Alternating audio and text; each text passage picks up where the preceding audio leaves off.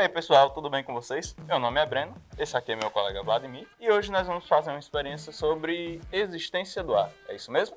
Isso. E como já diria nossa maravilhosa Nesse Brasil, se ele existe, por que ele existe? Você já deve ter ouvido falar que dois corpos não ocupam o mesmo espaço. Você sabia também que nem toda matéria é visível, inclusive o ar ele é matéria e não é visível. E essa experiência de hoje vem justamente para explicar e demonstrar isso. Então fica com a gente nesse vídeo, roda a vinheta.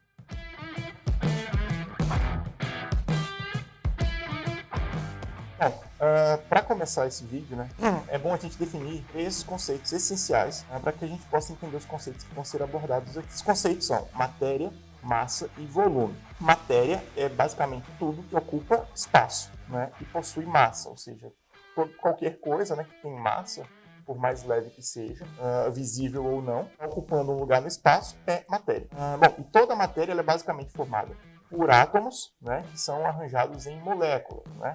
Aquilo que a gente vai aumentando de tamanho. Né? Se você pega um objeto qualquer, você corta ele no meio, você tem dois pedaços, né? Se você pegar um desses pedaços e cortar no meio, você vai ter mais dois pedaços. E se você for cortando, você chega ao nível atômico, né? Que teoricamente seriam as partes indivisíveis da matéria, né? Mas a gente consegue partir o átomo também. O atômica está aí para falar disso. Mas enfim, então, toda a matéria é basicamente formada por átomos, né? Que por sua vez estão arranjados em moléculas, que são arranjos maiores. Bom, a massa, ela pode ser definida, então, né? A gente falou matéria, massa e volume. A matéria é aquilo que a gente falou. Já a massa, ela é a quantidade de matéria em um objeto, né? Ou seja, quanto de matéria eu tenho nesse cilindro aqui.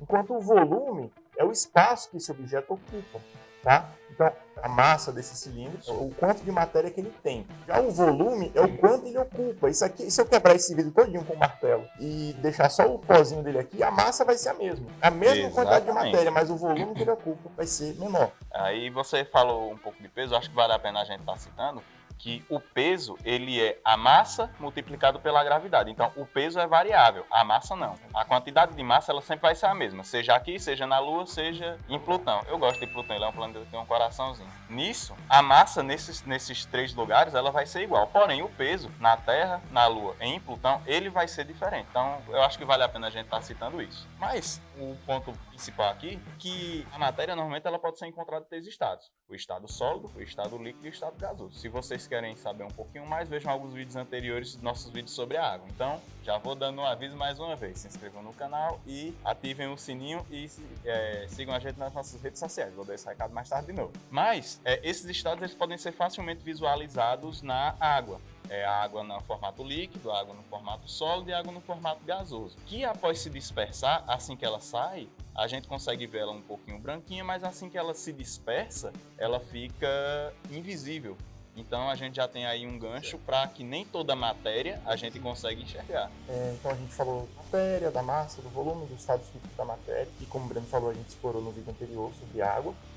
E, bom, o ar, né, aqui e aí em todo lugar, também é um exemplo de matéria. O que a gente chama de ar, na verdade, ele é uma mistura de vários gases, né, que formam o ar respirável, né? Então, assim, esse ar respirável ele é uma mistura de vários gases, exemplo de nitrogênio, do oxigênio e de quantidades menores de outros gases, como o argônio e dióxido de carbono. Então, esse ar que está aqui, na verdade, a maior parte dele é nitrogênio, não é oxigênio, muito embora o que a gente usa para respirar é oxigênio. Mas a proporção maior, por exemplo, é de nitrogênio. Então, a gente tem uma mistura de vários gases. Então quer dizer que o oxigênio ele é superestimado? Digamos que sim, né? Você tem mais outros gases no ar respirável, muito embora o organismo só processe o oxigênio, né?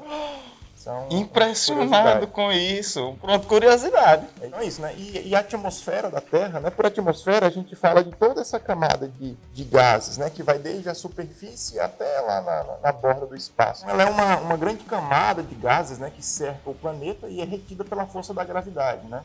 Tem uma razão para a atmosfera também seguir o formato da Terra, né? Que é justamente a atração gravitacional.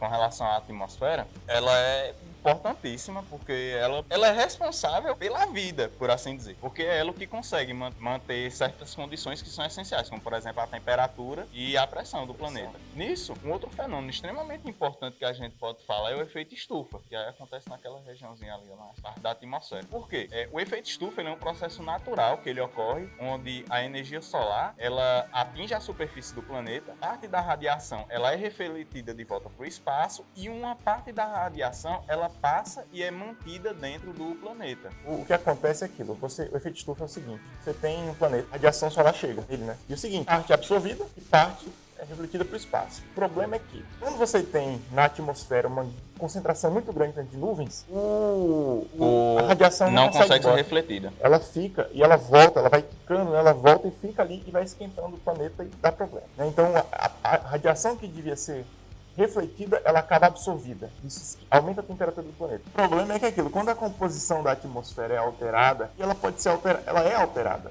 naturalmente, porém, ela é muito mais alterada pela ação humana. Naturalmente, por quê? Porque você tem vulcões, você tem, enfim, vários processos. Você tem as vacas. Você tem as vacas, né? Você tem vários emissores. Apesar de a quantidade de vaca que tem hoje não é natural, né? Não, isso aí mas, é assim, real, mas as vacas também efeitos naturais. Deixa eu culpar as vacas.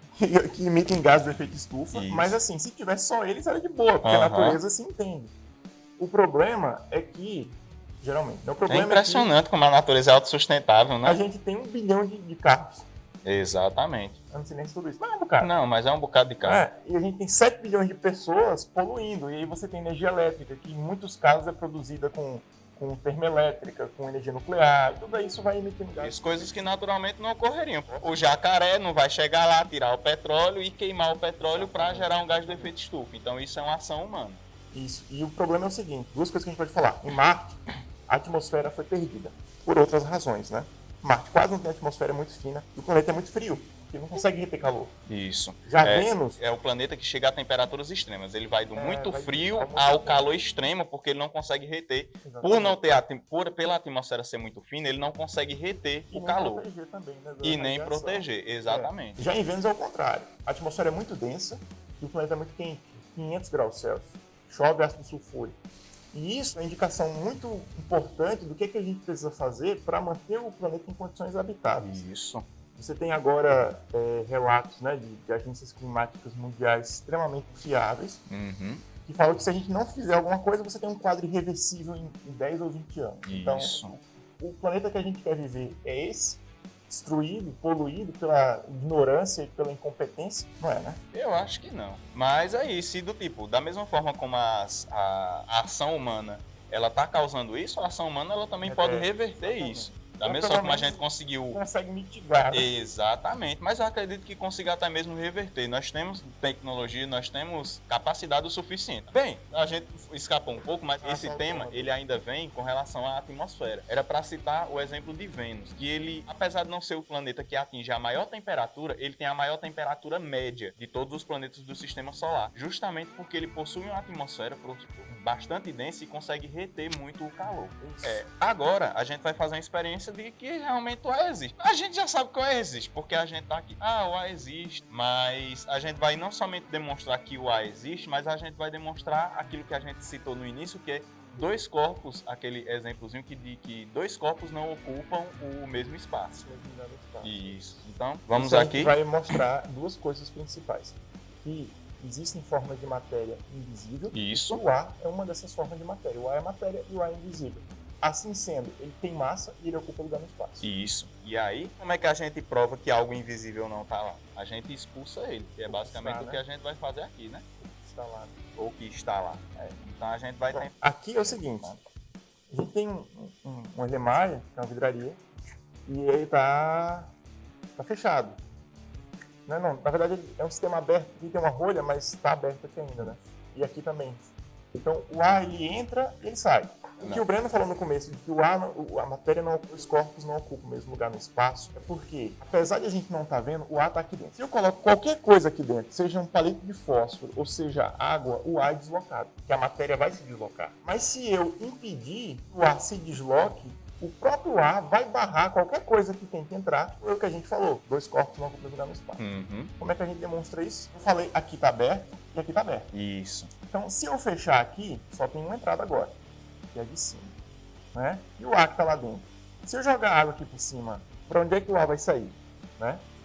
A explicação óbvia é que ele não vai. Então, a ideia é que a água ela não vai entrar. Se entrar, ela vai entrar bem pouco, né? Então, a gente pode demonstrar dessa forma. Caiu só um pouquinho. Mas é porque na hora não caiu o suficiente, e É aí do isso. tipo, sobrou um pouquinho de espaço ali, mas a partir de agora não cai mais. Percebam que não cai. Porque toda a entrada tá vedada, né? Isso. Então Legal. você tem uma estrutura aqui que tem água, tá aberto, mas não cai, porque o ar não deixa. Então essa forma de matéria invisível está tampando o caminho. Isso. Mas se eu abrir espaço para o ar sair e a água ocupar o lugar onde o ar estava antes, o que acontece? Aí Perceba começa a que a cair. água cai. Se eu segurar, parou de novo. Porque não Eu tem só- mais pra onde o ar ir embora. Exatamente. Então essa é a ideia, a demonstração da matéria invisível, que é o ar, e da ocupação, que não ocupa mesmo dando espaço. Isso. Aí agora a gente prova que ele existe. A ideia é o seguinte agora. Agora vamos fazer a mesma coisa, só que para mostrar que realmente está saindo alguma coisa. Como é que a gente vai mostrar? A gente tem uma chama e a gente vai demonstrar que essa chama ela é balançada pelo ar que sai do tubo. Vamos lá? Se ela ficar acesa. Acho que tem que desligar. Né? Percebe? Ó. Voltou a acender. Aumentou de novo. Então essa é a nossa demonstração sobre Resistência do ar. É.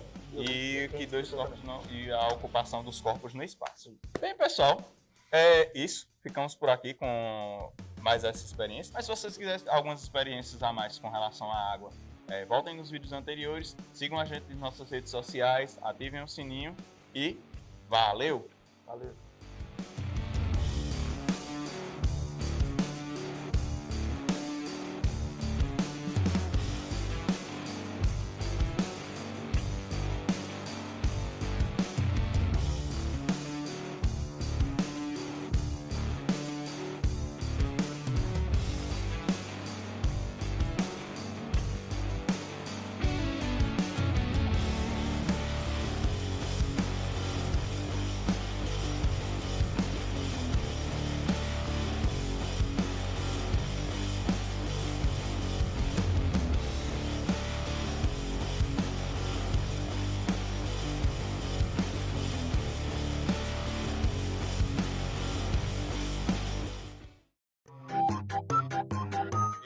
Eles chegam a temperatura.